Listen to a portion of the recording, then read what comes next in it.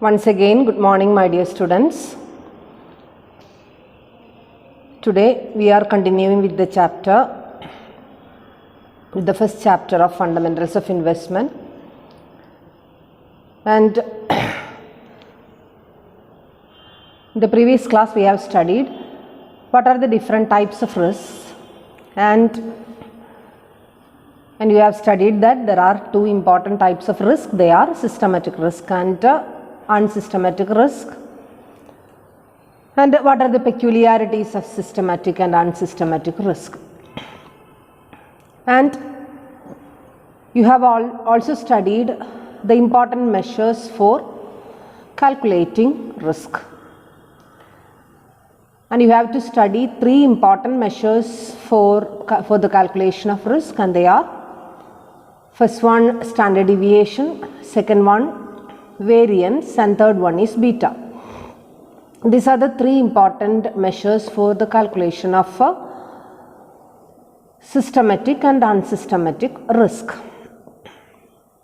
And in the previous class you have done a problem relating to calculation of standard deviation and variance, and you also know that the relationship between standard deviation and variance. Variance is the square of standard deviation, and standard deviation is the square root of variance. That is the relationship between standard deviation and variance. And if we have already found out this standard deviation, we can find out variance, and if we are getting variance, we can find out standard deviation. So that much close relationship is existing between standard deviation and variance.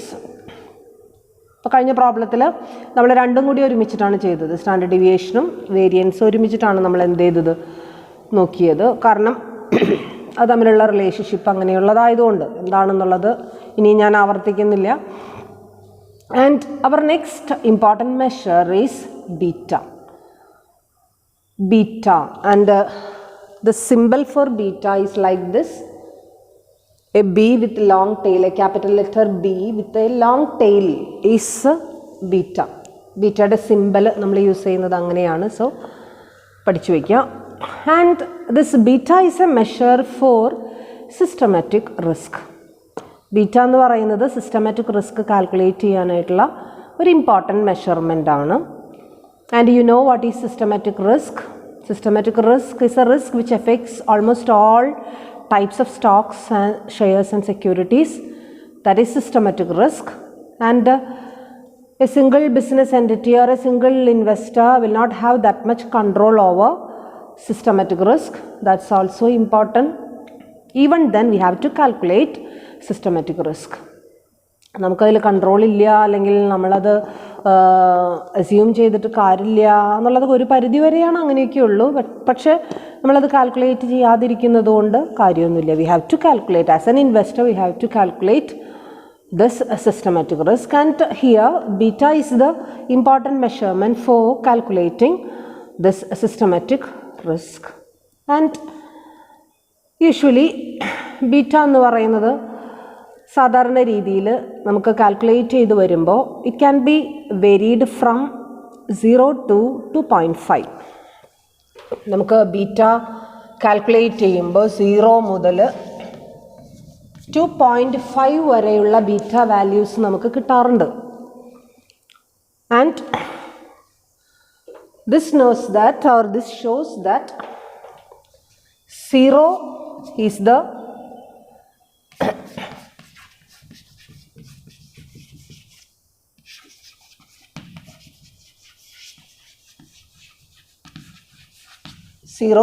the value 0 shows the stock is not at all risky. It has 0 risk.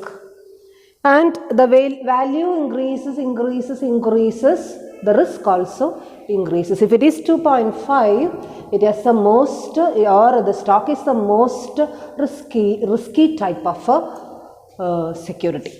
Okay, അപ്പോൾ 0 മുതൽ 2.5 വരെയാണ് സാധാരണ രീതിയിൽ ബീറ്റയുടെ value നമുക്ക് കിട്ടാറുള്ളത്.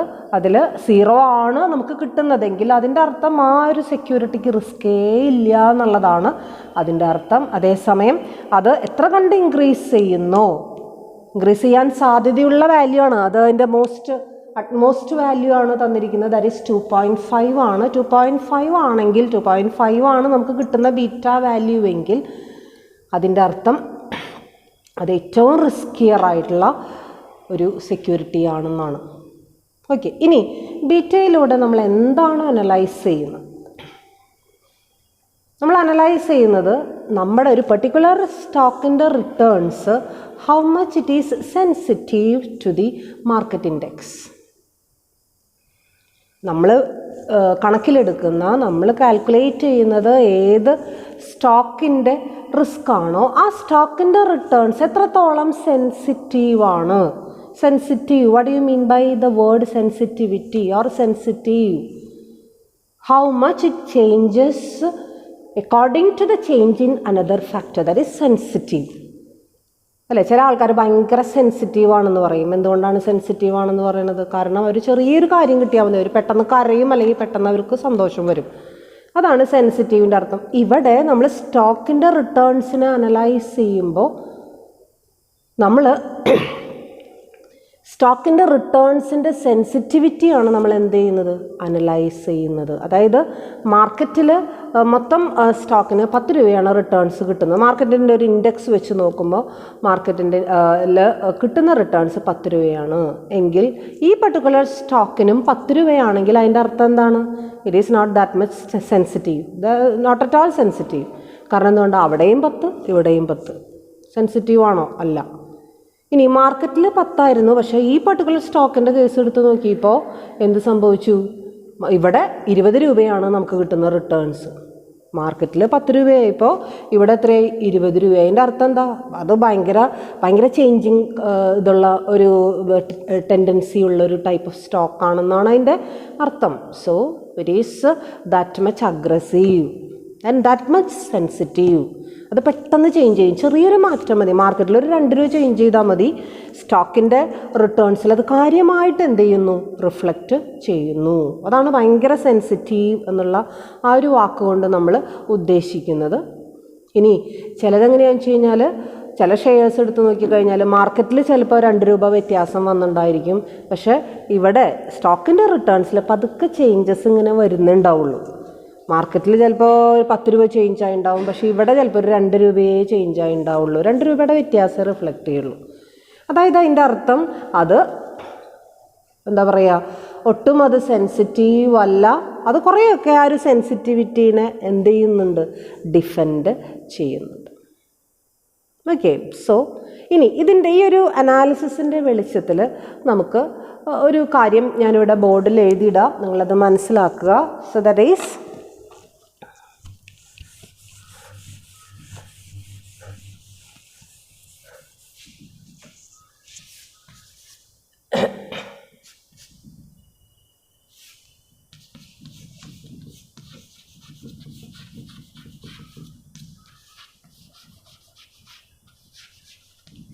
if beta value is 1 is equal to 1, beta value is equal to 1, it is those shares can be called as neutral shares.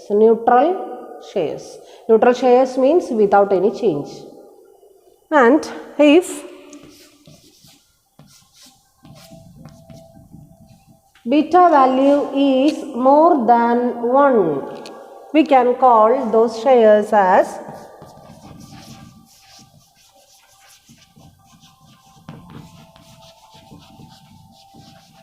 aggressive shares.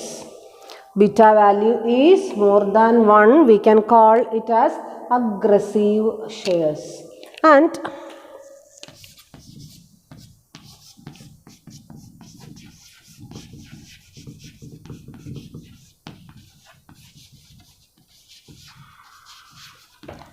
if beta value is less than 1, if beta value is less than 1, we can call it as a defensive share.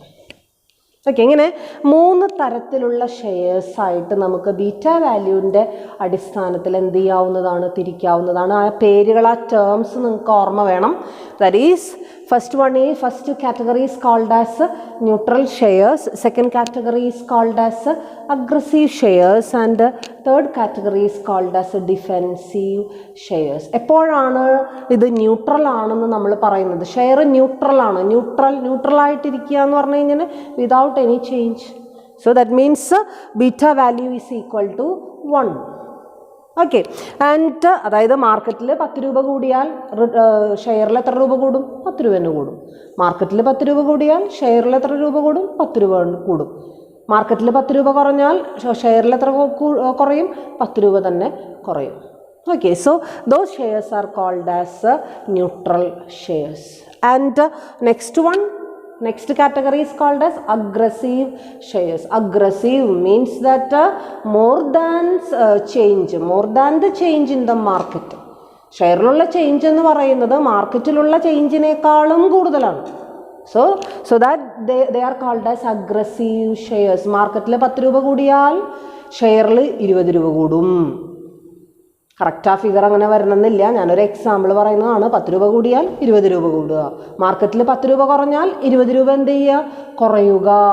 So അങ്ങനെയാണെങ്കിൽ അങ്ങനെയുള്ള ഷെയറിനെ വിളിക്കുന്ന പേരാണെന്ത്? Aggressive share. Okay, and next one is if beta value is less than 1. Beta value 1നേക്കാൾ കുറവാണെങ്കിൽ those shares are called as defensive. And what you mean by defensive? Defensive എന്നുള്ള വാക്കിൻ്റെ അർത്ഥം തന്നെ എന്താണ്? പ്രതിരോധിക്കുക. മാർക്കറ്റിലുള്ള ചേഞ്ചിനെ അതിങ്ങനെ പ്രതിരോധിക്കും, ഒരു പരിധി വരെ ഇങ്ങനെ പ്രതിരോധിച്ച് നിൽക്കും. മാർക്കറ്റിലൊരു 10 രൂപ കൂടിയാലും ചിലപ്പോൾ നമ്മുടെ റിട്ടേൺസിൽ, സ്റ്റോക്കിൻ്റെ റിട്ടേൺസിൽ അത്ര കണ്ടൊരു ചേഞ്ച് എന്ത് ചെയ്യണമെന്നില്ല, ഉണ്ടാവണമെന്നില്ല.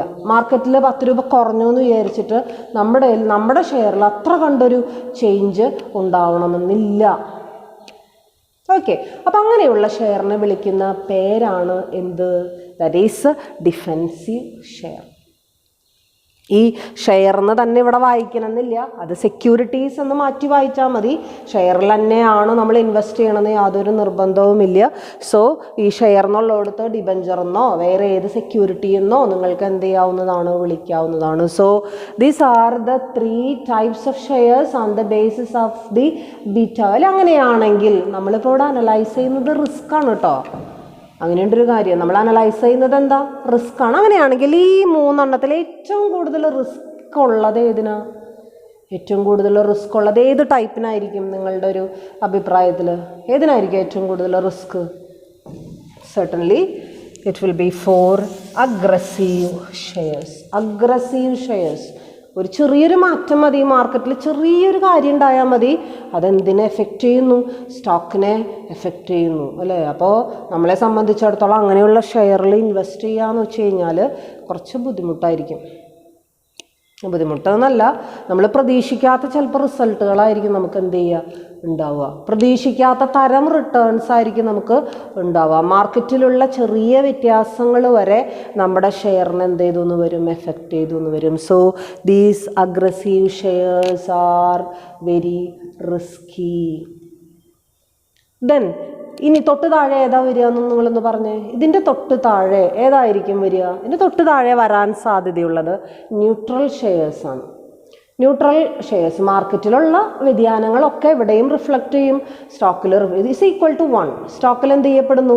റിഫ്ലക്റ്റ് ചെയ്യപ്പെടുന്നു. സോ അതായത് beta value will be equal to 1. അങ്ങനെയാണെങ്കിൽ അതിനെ വിളിക്കുന്ന പേരാണ് ന്യൂട്രൽ. അതിൻ്റെ അർത്ഥം ന്യൂട്രൽ എന്ന് പറയാൻ കാരണം മാർക്കറ്റിൽ എന്ത് ചേഞ്ച് ഉണ്ടാവണോ അത് അതേപടി, ഒട്ടും കൂടുതലും ഇല്ല ഒട്ടും കുറവുമില്ല, അതേപടി എവിടെ റിഫ്ലക്റ്റ് ചെയ്യപ്പെടുന്നു?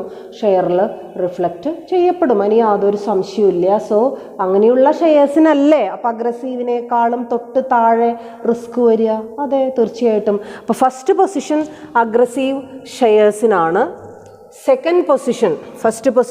ഫസ്റ്റ് ഏറ്റവും റിസ്ക് കൂടുതലുള്ളത് അഗ്രസീവാണ്. അതിൻ്റെ തൊട്ട് താഴെ റിസ്ക് വരുന്നത് ന്യൂട്രലാണ്. ഇനി ഏറ്റവും കുറവ് റിസ്ക് ഏതിനായിരിക്കും? ഏറ്റവും കുറവ് risk will be for beta ഒന്നിനേക്കാൾ കുറവുള്ളതിന്, that is for defensive shares. നമ്മൾ നേരത്തെ പറഞ്ഞു അല്ലേ, beta value if it is at, നമ്മൾ പറഞ്ഞു 0 തൊട്ട് 2.5 വരെയാണ് വരാൻ സാധ്യതയുള്ളത് ബീറ്റ വാല്യൂ. അപ്പോൾ അതിൽ 0 ആണെങ്കിൽ ഒട്ടും റിസ്ക് ഉണ്ടാവില്ല, 0 ആണെങ്കിൽ ഒട്ടും റിസ്ക് ഉണ്ടാവില്ല.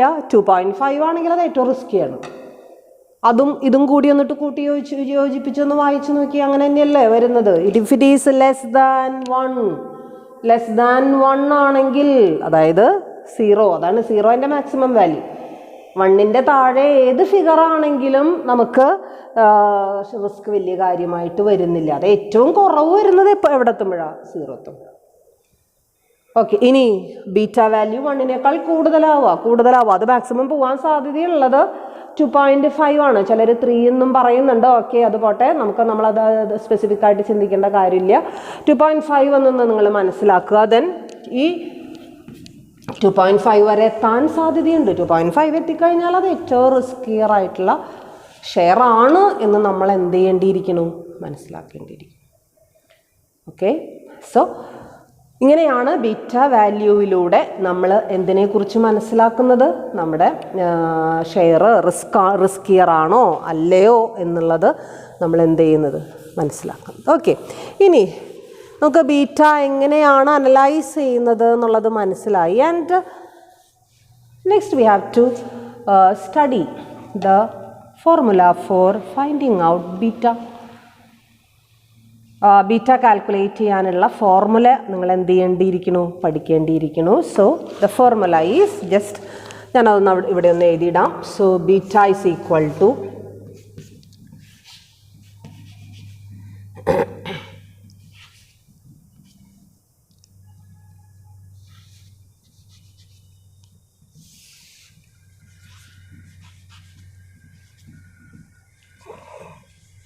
So this is the definition, or not definition, this is the formula for finding out beta.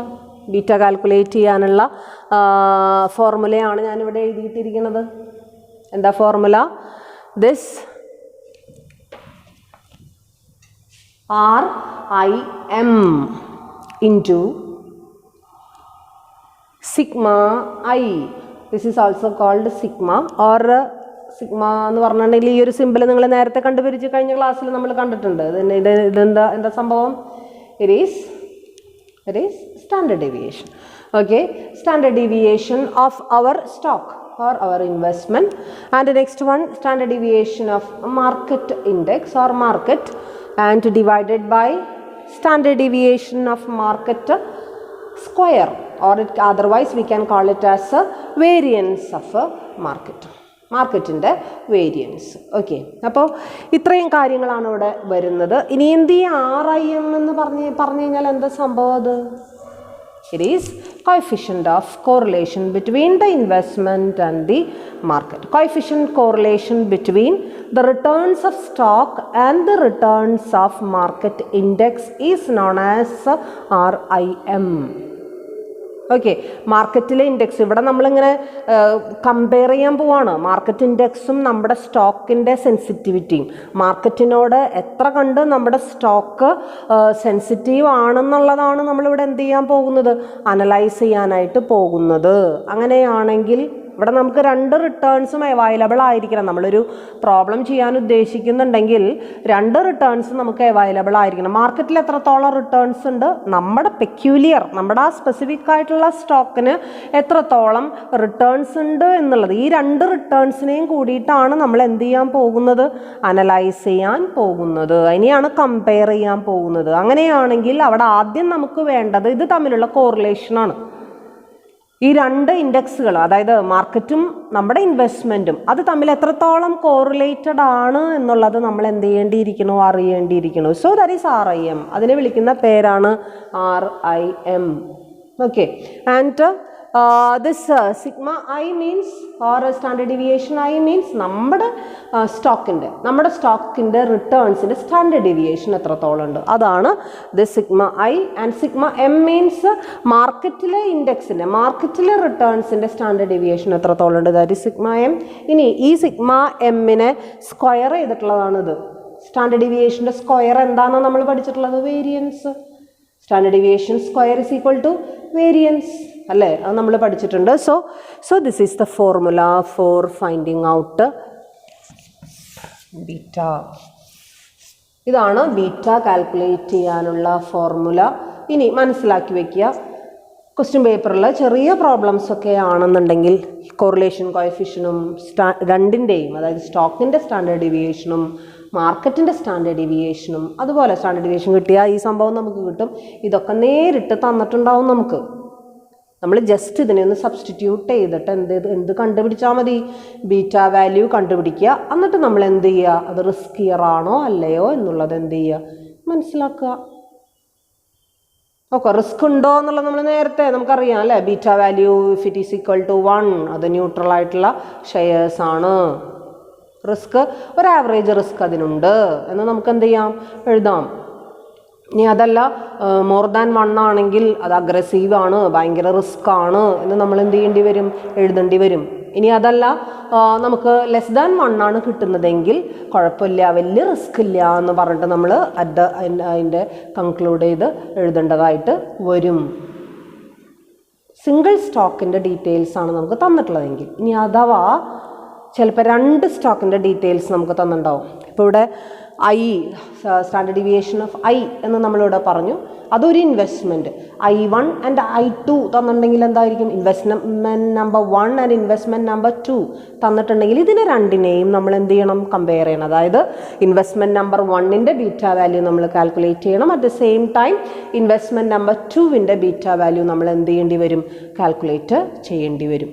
അങ്ങനെ കാൽക്കുലേറ്റ് ചെയ്യുമ്പോൾ അപ്പം നമുക്ക് കമ്പയർ ചെയ്യാം ഏതാണ് റിസ്ക് കൂടുതൽ. ഒരെണ്ണത്തിന് 1, ഒരെണ്ണത്തിൽ 1.5. അപ്പോൾ എത്രയായിരിക്കും? എന്തിനാ റിസ്ക് കൂടുതൽ?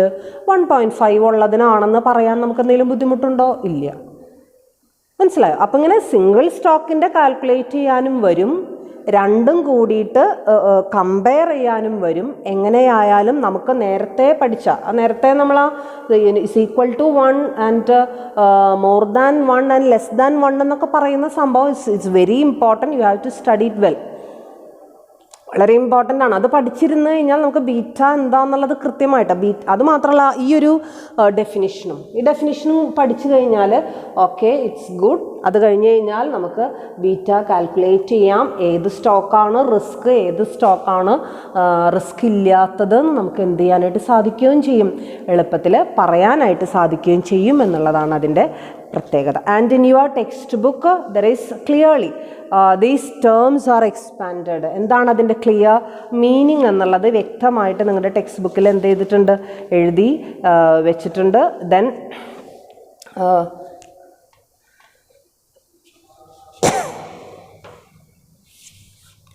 ഫോർമുല ഞാൻ മാറ്റിയാണ്.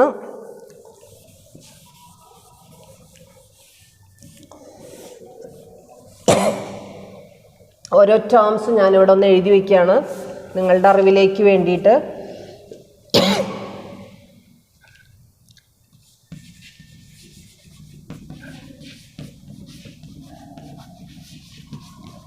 Beta of investment, it is correlation coefficient. എന്ത് തമ്മിലുള്ള കോറിലേഷൻ ആണ് നമ്മളിവിടെ നോക്കുന്നത്? the correlation coefficient between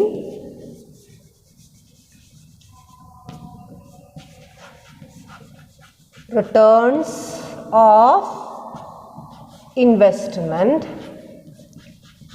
നമ്മൾ ഏതിലാണോ ഇൻവെസ്റ്റ് ചെയ്തിട്ടുള്ളത് അത് returns on investment and correlation coefficient between returns of investment and returns in market. Okay, so that is RIM. And next one is അടുത്ത നമ്മൾ കണ്ട ടേം ഏതായിരുന്നു? That is standard deviation. Then this is standard deviation of the stock. Standard deviation of the stock, അതല്ലെങ്കിൽ investment, stock അല്ലെങ്കിൽ investment, standard deviation of the stock നമ്മൾ calculate ചെയ്യണം, അല്ലെങ്കിൽ നമുക്ക് നേരിട്ട് തന്നിട്ടുണ്ടാവും. ഇനി sigma I and sigma m is equal to standard deviation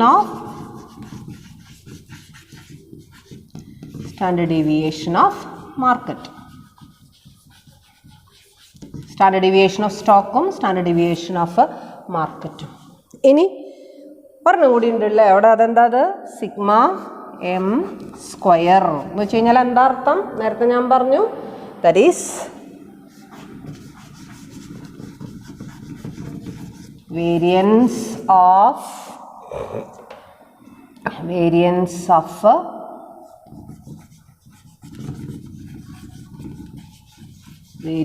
of market returns. Clear ആയില്ലേ? ഇതാണ് നമ്മുടെ ആ ഫോർമുലയിൽ ഇൻക്ലൂഡഡ് ആയിട്ടുള്ള സംഗതികൾ. ഇതൊക്കെയാണ്. എന്തൊക്കെയാ? ബീറ്റ ആണ് നമ്മൾ കണ്ടുപിടിക്കാൻ പോകുന്നത്. അതിൻ്റെ ഒരു ജസ്റ്റ് ഒന്ന് എഴുതിയെന്നുള്ളൂ. RIM എന്ന് പറഞ്ഞു കഴിഞ്ഞാൽ കോറിലേഷൻ കോഎഫിഷ്യൻ്റ് ആണ്. ഇനി സിഗ്മ ഐ എന്ന് പറഞ്ഞു കഴിഞ്ഞാൽ സ്റ്റാൻഡേർഡ് ഡീവിയേഷൻ ഓഫ് ഇൻവെസ്റ്റ്മെൻറ്റ് അല്ലെങ്കിൽ സ്റ്റോക്കാണ്. RM എന്ന് പറയുന്നത് സ്റ്റാൻഡേർഡ് ഡീവിയേഷൻ ഓഫ് മാർക്കറ്റാണ്. ആൻഡ് സിഗ്മ എം സ്ക്വയർ എന്ന് പറയുന്നത് മാർക്കറ്റ്, നേരത്തെ ഈ ഒരു സംഭവത്തിൻ്റെ സ്ക്വയർ, നേരത്തെ തൊട്ട് മുമ്പ് എഴുതിയതിൻ്റെ സ്ക്വയർ ആണ്, അല്ലെങ്കിൽ അതിനെ വേരിയൻസ് എന്ന് നമ്മൾ എന്ത് ചെയ്യും? വിളിക്കും. സോ ഇത്രയാണ് ഫോർമുല ചെയ്യാൻ വേണ്ടിയിട്ട് നമുക്ക്, അല്ലെങ്കിൽ ഈ ബീറ്റ കാൽക്കുലേറ്റ് ചെയ്യാൻ വേണ്ടിയിട്ട് നമുക്ക് വേണ്ട അത്യാവശ്യ ഘടകങ്ങൾ. And now we can do A problem. Okay. And നിങ്ങൾക്ക് എളുപ്പത്തിന് വേണ്ടിയിട്ട് നിങ്ങളുടെ ടെക്സ്റ്റ് ബുക്കിലുള്ള പ്രോബ്ലം തന്നെയാണ് നിങ്ങൾക്ക് ഞാൻ തരുന്നത്, അല്ലെങ്കിൽ ഞാനിതിവിടെ പറഞ്ഞ് നിങ്ങളത് എഴുതിയെടുത്ത് അത് ബുദ്ധിമുട്ടാവും. And I will read the problem. You just look at your textbook. Example number 10 ആണ് ഞാൻ വായിക്കുന്നത്. അതിൽ Antony wants to invest in XYZ limited. The correlation coefficient between companies' returns and the returns of the market is 0.935. The standard deviation of the returns on the stock is 14.96. The standard deviation of the returns of the market is 10.11. Calculate beta value. This is the problem. Text ബുക്കിൽ നോക്കിയാൽ എളുപ്പമായിരിക്കും. എല്ലാവരുടെ കയ്യിലും text book ഉണ്ട് എന്ന് ഞാൻ വിചാരിക്കുന്നു. Okay. Then ഇവിടെ ഈ ഒരു പ്രോബ്ലം എന്ന് പറയുന്നത് നേരിട്ട് തന്നിരിക്കുകയാണ്. എല്ലാ ഐറ്റംസും എല്ലാ ഫിഗേഴ്സും നമുക്ക് എന്ത് ചെയ്തിരിക്കുകയാണ്? നേരിട്ട് തന്നിരിക്കുകയാണ്. സോ നമുക്ക് വേറെ പണികളൊന്നുമില്ല. നമ്മൾ എന്ത് ചെയ്താൽ മതി? നമ്മൾ ജസ്റ്റ് അതൊന്ന് സബ്സ്റ്റിറ്റ്യൂട്ട് ചെയ്ത് കൊടുക്കുക എന്നുള്ള കാര്യം മാത്രമേ നമ്മൾ എന്ത് ചെയ്യണ്ടൂ. Once again I am writing the formula, that is standard deviation of investment and standard deviation of market divided by square. And here what is in this problem, what is the correlation coefficient? ഇവിടെ പറഞ്ഞിരിക്കുന്നത് Antony wants to invest in XYZ limited. Antony XYZ limited എന്ന് പറയുന്ന കമ്പനിയുടെ ഷെയർസിൽ എന്ത് ചെയ്യാൻ ഉദ്ദേശിക്കുന്നു? Invest ചെയ്യാൻ ഉദ്ദേശിക്കുന്നു. ഇനി the correlation coefficient between the companies return and the return on the market is, കമ്പനിയുടെ, അതായത് XYZ കമ്പനിയുടെ റിട്ടേൺസും മാർക്കറ്റിലെ റിട്ടേൺസ്, മാർക്കറ്റ് എന്ന് പറഞ്ഞു കഴിഞ്ഞാൽ സ്റ്റോക്ക് മാർക്കറ്റ്, അതാണ് ഉദ്ദേശിക്കുന്നത്. സോ സ്റ്റോക്ക് മാർക്കറ്റിലെ റിട്ടേണും തമ്മിലുള്ള കോറിലേഷൻ കോഎഫിഷ്യൻ്റ് എത്രയാണ് എന്നുള്ളത് ഇവിടെ തന്നിട്ടുണ്ട്. എത്രയാണ് തന്നിരിക്കുന്നത്? So that is 0.935. So we can write it here. That is this correlation coefficient is 0.935. 0.935. And ഇനി അടുത്ത സെൻറ്റൻസ് ഒന്ന് വായിച്ചു നോക്കാം. The standard deviation of the returns on the stock is 14.96. സ്റ്റോക്കിൻ്റെ സ്റ്റാൻഡേർഡ് ഡീവിയേഷൻ, അതേതാ സ്റ്റോക്കിൻ്റെ സ്റ്റാൻഡേർഡ് ഡീവിയേഷൻ? സിഗ്മ ഐ എന്ന് പറയുന്ന സംഭവം. ദെൻ സിഗ്മ ഐ എന്ന് പറയുന്നത് ഇറ്റ് ഈസ് ഈക്വൽ ടു 14.96 ഇനിയാണ് അടുത്തത് നമുക്ക് വേണ്ടത് ഏതാ? That is standard deviation of M is equal to standard deviation of m is equal to 10.11. And ഇവിടെ നമുക്കൊരു കാര്യം കൂടി വേണം അല്ലേ, ഇതിൻ്റെ ഡിനോമിനേറ്റർ നമുക്ക് ഇല്ല, ഇവിടെ തന്നിട്ടില്ല. അതേസമയം ഡിനോമിനേറ്റർ കണ്ടുപിടിക്കാനുള്ള ഒരു സാധനം നമ്മുടെ കയ്യിൽ ഉണ്ട്. ഡിനോമിനേറ്റർ എങ്ങനെയാണ് കണ്ടുപിടിക്കുക? So that is sigma M square will be equal to അല്ലേ, ഈ കിടക്കുന്നത് സിഗ്മ എം സ്ക്വയർ ആണ് ഇവിടെ കിടക്കുന്നത്. So it will be equal to 10.11 square, 10.11 square, and it will be 102.21. So these are the figures. എല്ലാ കാര്യങ്ങളും നമ്മുടെ കയ്യിൽ അവൈലബിൾ ആയി. ഇത് നോക്കിയേ, RIM കിട്ടി 0.935, സിഗ്മ ഐ കിട്ടി 14.96, സിഗ്മ എം കിട്ടി 10.11, ആൻഡ് സിഗ്മ എം സ്ക്വയർ നമ്മൾ കണ്ടുപിടിച്ചു, that is 10.11 square, it will B 102.21. So just ഇനി അത് എന്ത് ചെയ്യേണ്ട ആവശ്യമുള്ളൂ, സബ്സ്റ്റിറ്റ്യൂട്ട് ചെയ്യേണ്ട ആവശ്യമുള്ളൂ. So then 0.935 into sigma I is equal to 14.96. then വീണ്ടും ഇവിടെ വേറെ സിമ്പിൾസ് ഒന്നും നമുക്ക് തന്നിട്ടില്ല. So it means it's A multiplication. So this standard deviation of market is equal to 10.11. okay, should be divided by 102.21. okay, so this should be multiplied first. ഇതാണ് ആദ്യം multiply ചെയ്യേണ്ടത്. and the result should be multiplied with this 0.935 and should be divided by 102.21, and the answer will be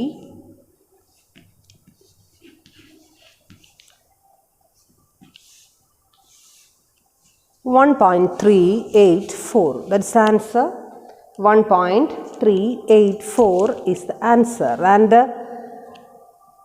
എന്ത് തോന്നുന്നു, ഇവിടെ നമുക്ക് കിട്ടിയിരിക്കുന്ന beta value ആണ് 1.384 എന്ന് പറയുന്നത്.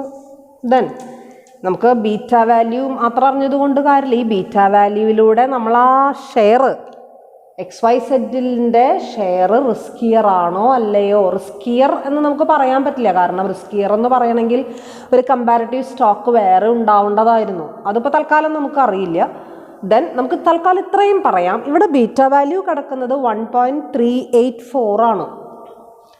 എൻ്റെ അർത്ഥം എന്താ? If the beta value is more than 1, it means ഇത് ഏത് ടൈപ്പിലാണ് പെടുക ഈ ഷെയർ?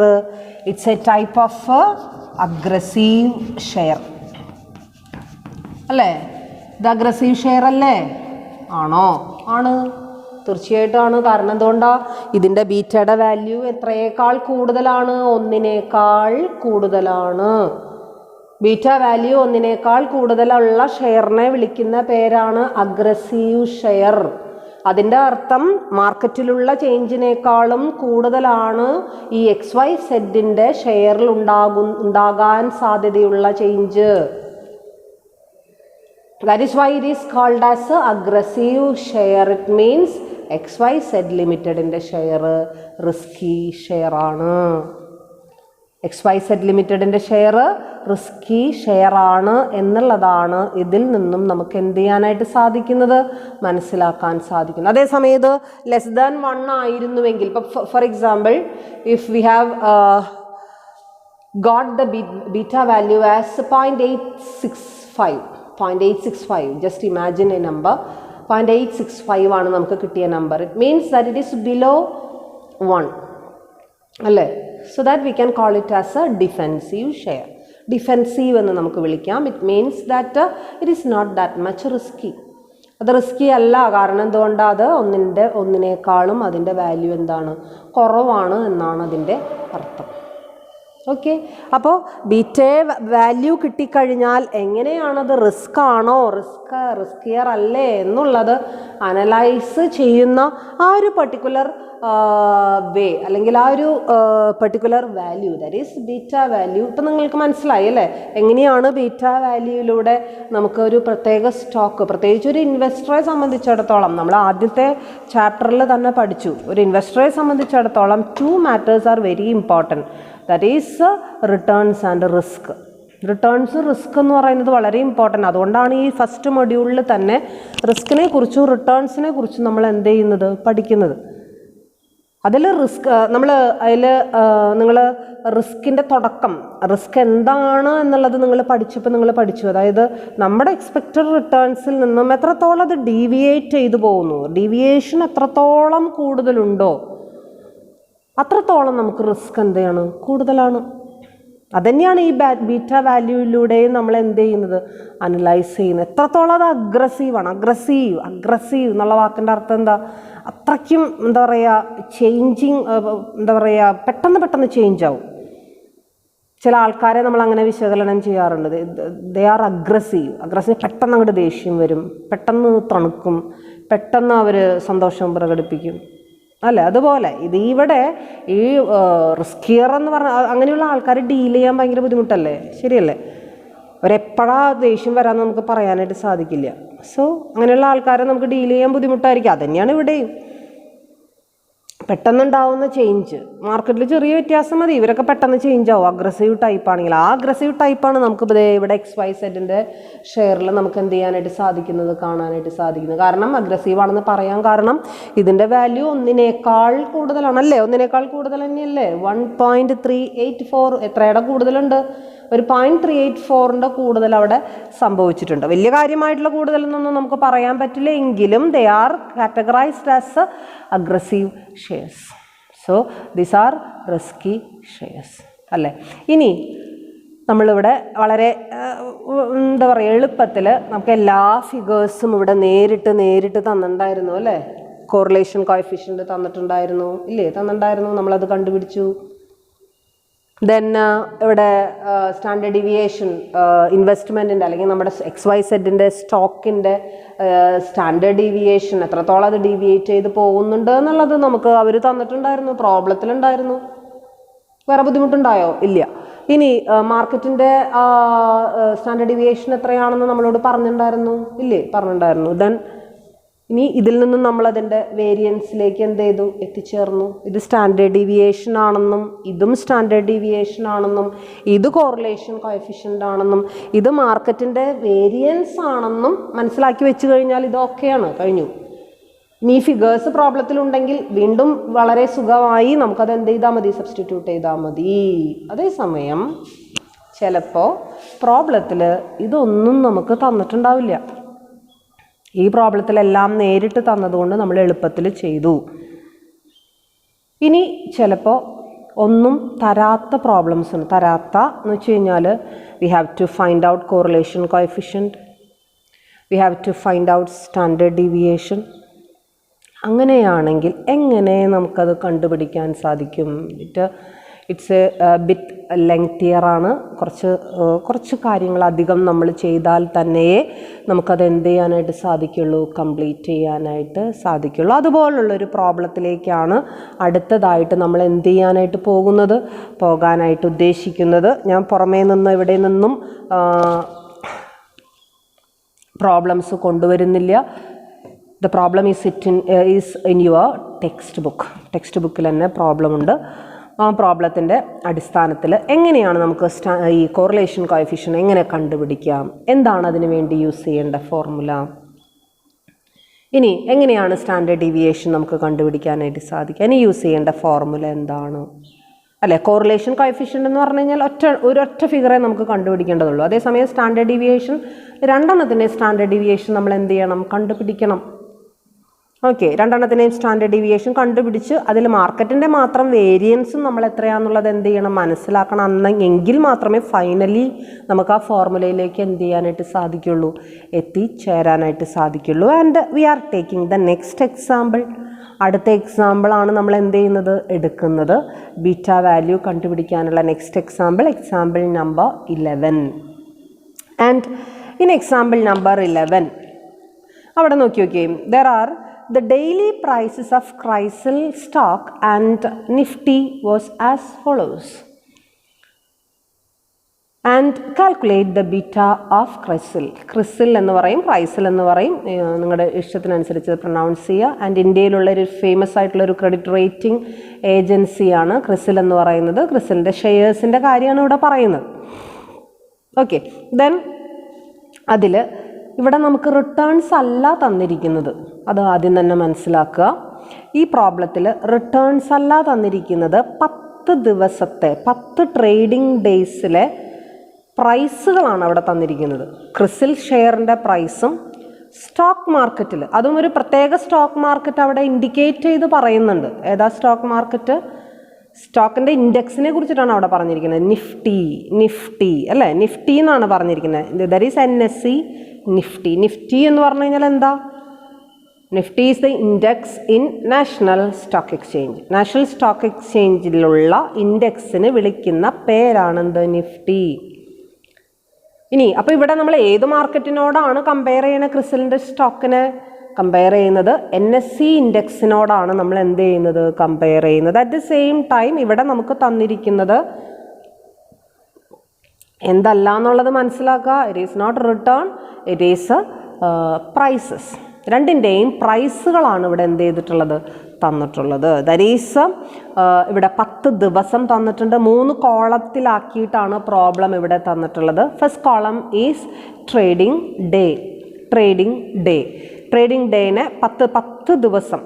ട്രേഡിംഗ് ഡേ എന്ന് വെച്ച് കഴിഞ്ഞാൽ എന്താ അർത്ഥം? വ്യാപാരം നടക്കുന്ന ദിവസം. സ്റ്റോക്ക് എക്സ്ചേഞ്ചിൽ വ്യാപാരം നടക്കുന്ന ഹോളിഡേയ്സ് ഉണ്ടായിരിക്കാം, ട്രേഡ് ഹോളിഡേയ്സ് ഉണ്ടായിരിക്കാം, അതൊക്കെ കഴിച്ച് ഇവിടെ ട്രേഡിംഗ് 10 ദിവസത്തെ കണക്കാണ്, 10 ട്രേഡിംഗ് ഡേയ്സിലെ കണക്കാണ് നമ്മൾ എന്ത് ചെയ്തിട്ടുള്ളത്? എടുത്തിട്ടുള്ളത്. ഇനി അതിൽ ഒന്നാമത്തെ ദിവസം ക്രിസിൽ സ്റ്റോക്കിൻ്റെ പ്രൈസ് എത്രയാണെന്ന് അവിടെ തന്നിട്ടുണ്ട്. എത്രയാണ് പ്രൈസ്? 597.80. ആൻഡ് NSE നിഫ്റ്റി അല്ലെങ്കിൽ NSEയിൽ അതിൻ്റെ ഇൻഡെക്സ് പ്രകാരം പ്രൈസ് എത്രയാണെന്നുള്ളത് അവിടെ തന്നിട്ടുണ്ട്. That is 904.95. ഇനി സെക്കൻഡ് ഡേയിലും അതുപോലെ തന്നെ NSEയുടെ പ്രൈസും തന്നിട്ടുണ്ട്. At the same time CRISIL ഷെയറിൻ്റെ പ്രൈസും തന്നിട്ടുണ്ട്. ലൈക്ക്വൈസ് 10 ഡേയ്സിൽ പ്രൈസുകൾ എത്രയാണെന്നുള്ളതാണ് പ്രോബ്ലത്തിൽ എന്ത് ചെയ്തിട്ടുള്ളത്? തന്നിട്ടുള്ളത്. And you have to find out the correlation coefficient between NSE price and not price, NSE returns and CRISIL returns. And you have to find out the standard deviation of CRISIL stock and likewise the standard deviation of NSE Nifty. And you have also to find out the variance of NSE Nifty. ഇത്രയാണ് നമുക്ക് ഇതിൽ നിന്നും എന്ത് ചെയ്യേണ്ടത്? കണ്ടുപിടിക്കണമെന്നുണ്ടെങ്കിൽ you have to find out the returns for each day. അതാണ് ആദ്യം തന്നെ നിങ്ങൾ എന്ത് ചെയ്യേണ്ടത്. ആദ്യം തന്നെ നിങ്ങൾ എന്ത് കണ്ടുപിടിക്കണം? റിട്ടേൺസ് എത്രയാണ് എന്നുള്ളത്. ഓരോ ദിവസത്തെയും റിട്ടേൺസ് എങ്ങനെയാണ് നമുക്ക് ഓരോ ദിവസത്തെയും റിട്ടേൺസ് കാൽക്കുലേറ്റ് ചെയ്യാൻ സാധിക്കുക? ആൻഡ് യു നോ അതെങ്ങനെയാണ് കാൽക്കുലേറ്റ് ചെയ്യേണ്ടത് എന്നുള്ളത് നേരത്തെ നിങ്ങൾ പഠിച്ചിട്ടുണ്ട്. എത്രത്തോളം റിട്ടേൺസ് ഉണ്ട് എന്നൊരു ചെറിയൊരു ഫോർമുല നിങ്ങൾ പഠിച്ചിട്ടുണ്ട്. Returns divided by the purchase price into 100 അല്ലേ? അതാണ് അതിൻ്റെ ഫോർമുല എന്ന് പറയുന്നത്. നോക്കിയാൽ നിങ്ങൾക്ക് ഒന്ന് റിവൈൻഡ് ചെയ്ത് കഴിഞ്ഞാൽ നിങ്ങൾക്കത് മനസ്സിലാവും. ആ സെയിം ഫോർമുല തന്നെയാണ് നിങ്ങളുടെ ടെക്സ്റ്റ് ബുക്കിൽ നിങ്ങൾക്ക് വേണ്ടി ഈ റിട്ടേൺസ് കാൽക്കുലേറ്റ് ചെയ്യാൻ വേണ്ടി ഇവിടെ ഡേ വൈസിലാണ് നമുക്ക് പ്രൈസ് തന്നിട്ടുള്ളത് കൊണ്ട് തന്നെ നമ്മൾ ആ ഫോർമുലയിൽ ചെറിയ ഒരു വ്യത്യാസം, അതിൻ്റെ പേരിൽ കുറച്ച് വ്യത്യാസം വരുത്തി എന്നല്ലാതെ വേറെ പ്രശ്നങ്ങളൊന്നും അവിടെ ഉണ്ടായിട്ടില്ല. റിട്ടേൺസ് ഇങ്ങനെ തന്നെയാണ് നേരത്തെയും നമ്മൾ എന്ത് ചെയ്തിട്ടുള്ളത്? കാൽക്കുലേറ്റ് ചെയ്തിട്ടുള്ളത്. ഓക്കെ, ദെൻ ആ ഫോർമുല ജസ്റ്റ് ഒന്ന് ഇവിടെ ഞാൻ എഴുതിയിടാം.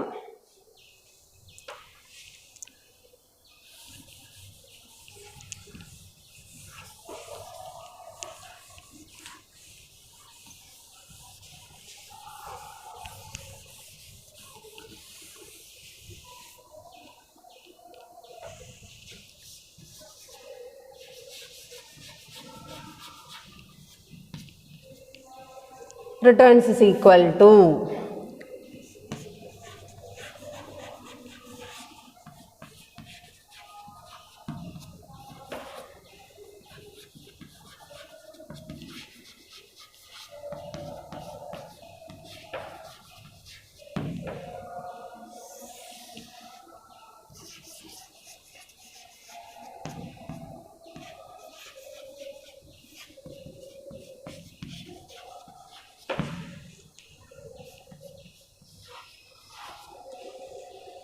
So this is the formula for finding out the returns of CRISIL as well as this Nifty. രണ്ടിൻ്റെയും റിട്ടേൺസ് അങ്ങനെയാണ് നമ്മൾ കാൽക്കുലേറ്റ് ചെയ്യുന്ന ഫോർമുല എന്നാ പറഞ്ഞേ today's price and which day is today ഏത് ഡേ ആ ടുഡേ എന്ന് പറയുന്നത് ടുഡേ എന്ന് വെച്ചാൽ എന്നത്തെ റിട്ടേൺ ആണോ നമ്മൾ കാൽക്കുലേറ്റ് ചെയ്യുന്നത് so that is today's price ഇന്നത്തെ പ്രൈസ് എത്രയാണോ അതിൽ നിന്നും എന്ത് കുറയ്ക്കണം ഇന്നലത്തെ പ്രൈസ് നമ്മൾ എന്ത് ചെയ്യണം കുറയ്ക്കണം ടുഡേയ്സ് പ്രൈസ് അതായത് ഇന്നലെ 900 rupees ആയിരുന്നു ഇന്ന് 950 rupees ആണ് so what is the difference 50 rupees is the difference and 50 rupees can be called as the capital gains അല്ലേ ക്യാപിറ്റൽ റിട്ടേണിൻ്റെ ഒരു ഭാഗമാണ് ക്യാപിറ്റൽ ഗെയിൻ സോ ഇന്നലെ 900 രൂപ ഉണ്ടായിരുന്നുള്ളൂ ഇന്നത് 950 രൂപയാണ് സോ 50 രൂപ അതിന് കൂടി so returns is 50 rupees okay അതുതന്നെയാണ് ഇവിടെ നമ്മൾ കാൽക്കുലേറ്റ് ചെയ്യുന്നത് today's price minus yesterday's price അല്ലേ പക്ഷെ അതിനെ റേറ്റ് ആക്കണമെങ്കിൽ നമ്മൾ എന്തും കൂടി ചെയ്യണം it should be divided by yesterday's price and should be multiplied with 100 rate of return calculate ചെയ്യാൻ നിങ്ങൾ യൂസ് ചെയ്ത അതേ ഫോർമുല തന്നെയാണ് പക്ഷേ ഇവിടെ ഡേ വൈസിലുള്ള റിട്ടേൺ ആയതുകൊണ്ട് തന്നെ നമ്മൾ അതിനെ ഒന്ന് ടുഡേ യെസ്റ്റർഡേ എന്നുള്ള രീതിയിൽ എനിക്ക് എന്ത് ചെയ്തു എന്ന് മാത്രം കൊണ്ടുവന്നു എന്ന് മാത്രം വേറൊരു വ്യത്യാസവും അവിടെ സംഭവിച്ചിട്ടില്ല okay then so that is a formula for finding out the returns for ഇവിടെ 10 ദിവസങ്ങൾ തന്നിട്ടുണ്ട് ഇതിൽ പ്രത്യേകം ശ്രദ്ധിക്കേണ്ട ഒരു കാര്യം ഈ 10 ദിവസത്തെയും റിട്ടേൺസ് നമുക്ക് കാൽക്കുലേറ്റ് ചെയ്യാൻ പറ്റില്ല എന്നുള്ളതാണ് കാരണം എന്തുകൊണ്ട് എത്ര ദിവസത്തെ റിട്ടേൺസ് നമുക്ക് കിട്ടും ഇതിൽ എത്ര ദിവസത്തെ റിട്ടേൺസ് കിട്ടും only for 9 days because first day നമുക്ക് കാൽക്കുലേറ്റ് ചെയ്യാൻ പറ്റുമോ കമ്പയർ ചെയ്യാൻ സാധിക്കും ഫസ്റ്റ് ഡേക്ക് യെസ്റ്റർഡേ ഇല്ലാത്തത് കൊണ്ട് തന്നെ we cannot compare it so we can calculate the returns only for 9 days okay and we can work out the problem in the next class okay thank you